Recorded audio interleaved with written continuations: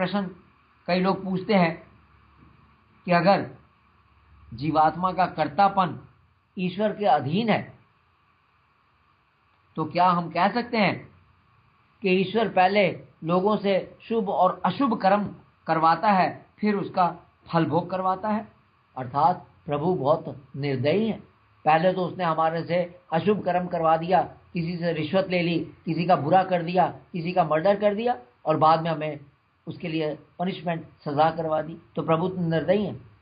अगर मैं ये कहता हूं कि कर्तापन ईश्वर के अधीन है, जीवात्मा का कर्तापन ईश्वर के अधीन है, तो क्या हम तो ये चार्ज आ जाएगा प्रभु के ऊपर कि प्रभु तो बहुत निर्दयी है।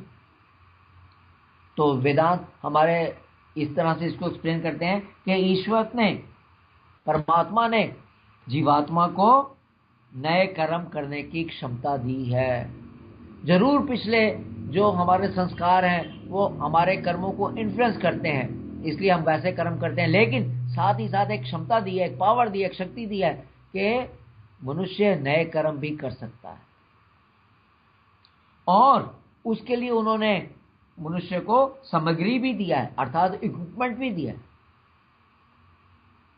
आप नए कर्म कर सकते हैं। ये दोनों चीजें जीवात्मा को उसके जन्मों में संचित किए हुए कर्म संस्कारों के हिसाब से दिए जाते हैं। किसी के अंदर नए कर्म करने की शक्ति कितनी होगी डिपेंड करेगा कि उसने अपने पिछले जन्मों में कैसे कर्म संस्कार इकट्ठे कर रखे हैं, कितने संचित कर रखे हैं।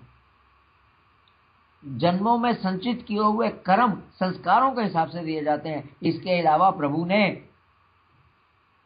नए कर्म करने की और सामग्री का सदुपयोग करने के लिए मनुष्य को विवेक भी प्रदान किया है।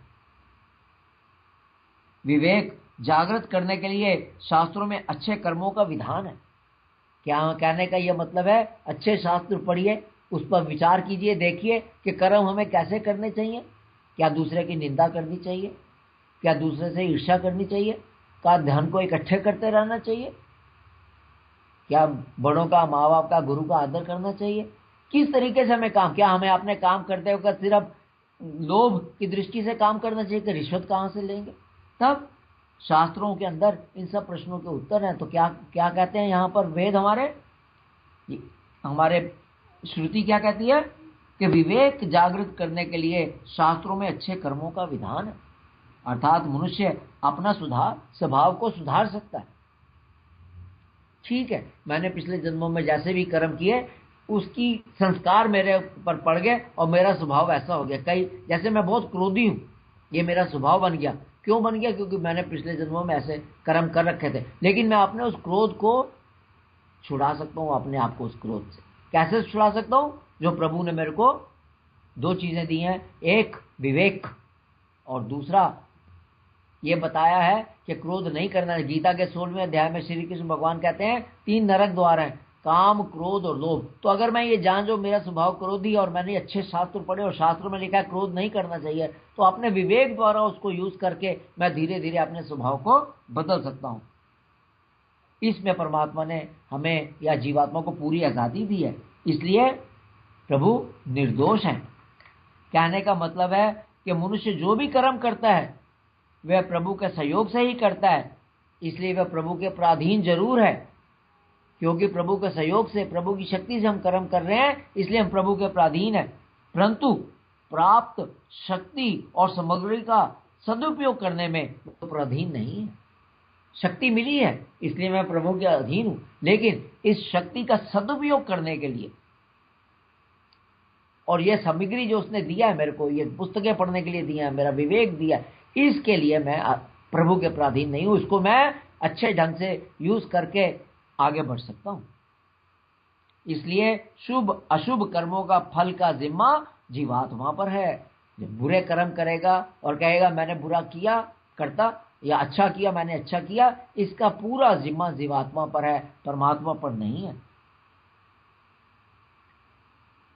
इस स्वतंत्रता को भी यदि वह ईश्वर को समर्पण करके पूरी तरह उन पर निर्भर हो जाए, अर्थात अगर ये भी मन से विचार निकाल दिया जाए और पूरी तरह से प्रभु को सरेंडर करके प्रभु के चरणों में जाया जाए, तो आसानी से कर्म बंधनों से छूट सकते हैं। अर्थात कहना कर दीजिए कि मैं कर्म नहीं कर रहा, प्रभु आप ही मेरी मदद कीजिए, आप ही कर्म करवाइए, आप ही करते हैं, आप ही सब कुछ है।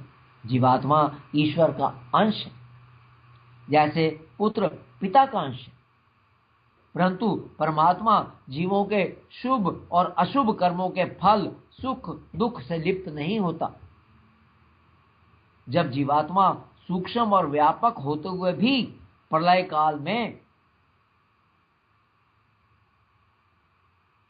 एक नहीं हो जाते, अर्थात जब प्रलय काल आती है तब सब जीवात्मा परमात्मा में जाते हैं। ठीक है, जीवात्मा एक परमात्मा की शक्ति है, पराशक्ति है, लेकिन प्रलय काल में वो सब जाकर परमात्मा में मिल जाते हैं, लेकिन एक नहीं होते। उनके विभाग, उनके डिपार्टमेंट, हर कोई अपनी अपनी इंडिविजुअलिटी रखता है वहां पर। वो परमात्मा के साथ जुड़ नहीं जाते और सब आपस में भी नहीं जुड़ जाते। और जब सृष्टि काल शुरू होता है तो उनका अलग अलग शरीरों से संबंध होने के कारण उनके कर्मों का मिश्रण नहीं होता, क्योंकि शरीर, अंतःकरण और अनादि संस्कार के कारण उनकी व्यापकता सीमित है। परमेश्वर की भांति वो सर्वव्यापक नहीं है, परमेश्वर से कम है। जैसे दूध के अंदर हम चीनी मिला देते हैं तो चीनी मिलने से दूध मीठा हो गया, चीनी दिखती नहीं है।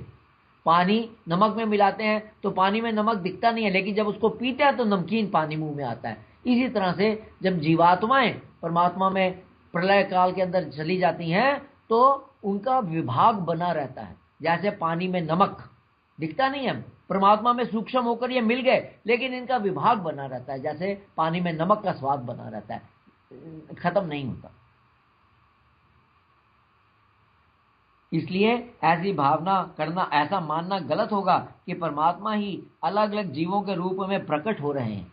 प्रकट नहीं हो रहे, परमात्मा बड़े हैं, क्योंकि तब जीवों के कर्मों का विभाग करना, उनके भोगने वाले जीवों का विभाग करना और परमात्मा को उन सबसे अलग रहकर उनके कर्मों के फल की व्यवस्था करने वाला मानना संभव नहीं होगा। कहने का तात्पर्य इतना ही है कि परमात्मा इन सबसे बड़े हैं।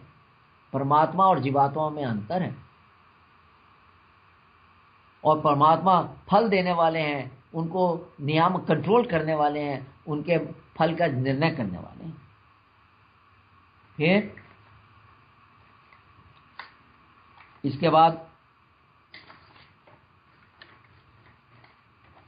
जो बात आती है, अगला जो पॉइंट है इसके अंदर,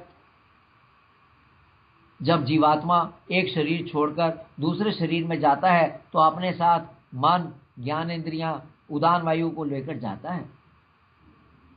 वह जैसा संकल्प करता है अंत समय में उसको वैसी ही योनि मिलती है। यह जरूरी है। देखिए, हमारे शास्त्रों में लिखा है कि जो मनुष्य का अंत में स्मरण होगा, मृत्यु के समय जो जिस वक्त उसका मन या बुद्धि जहां पर चली जाएगी, वो ऐसा ही शरीर प्राप्त करेगा। इसलिए कहा जाता है कि हर वक्त नित्य निरंतर प्रभु के साथ जुड़े रहिए।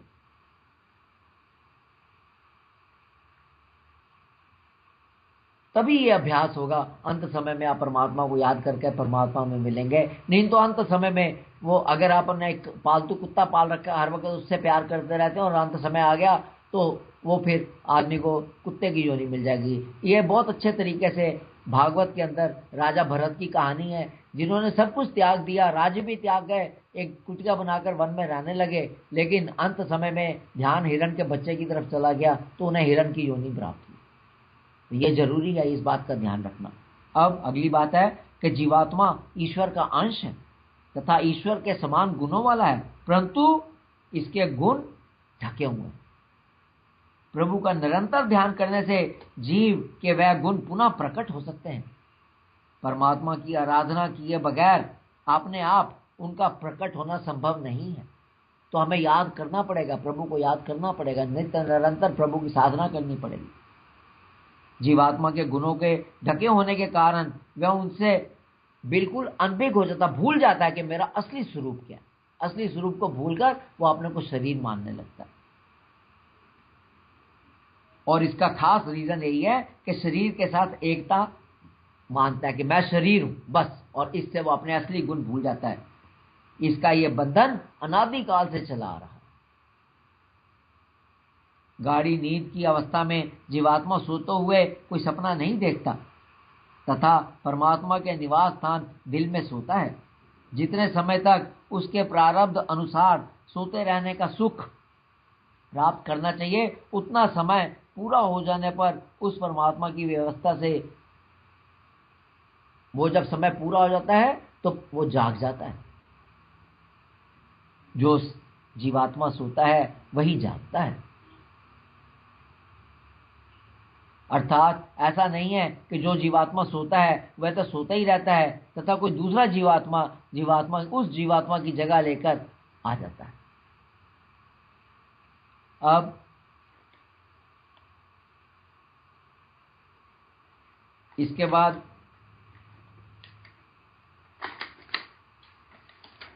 जो अगली बात है कि परमात्मा में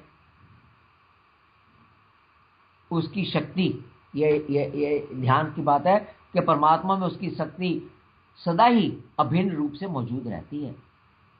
जब परमात्मा कारण अवस्था अर्थात निराकार रहते हैं, स्टिल रहते हैं, तो उनकी परा और अपरा शक्ति उनमें अभिन्न रूप से अप्रकट रहती है, छुपी रहती है। जब परमात्मा जो है निराकार अवस्था में रहते हैं, छुपी रहती है, और जब कार्य रूप से अर्थात जगत के रूप में स्थित होते हैं, तो अब ये दोनों शक्तियां अलग अलग नाम रूप में प्रकट हो जाती हैं। परंतु अपनी उन दोनों प्रकृतियों से और उनके विस्तार रूप इस जगत से परमात्मा श्रेष्ठ है, यह एक बात है। दूसरी बात, परमात्मा इनके स्वामी और शासक हैं और इनका संचालक करते हैं। और तीसरी बात, परमात्मा सबको धारण करने वाले हैं, सेतु हैं। और सबसे बड़ी बात, परमात्मा इन सब से बड़े हैं, इन शक्तियों से बड़े हैं।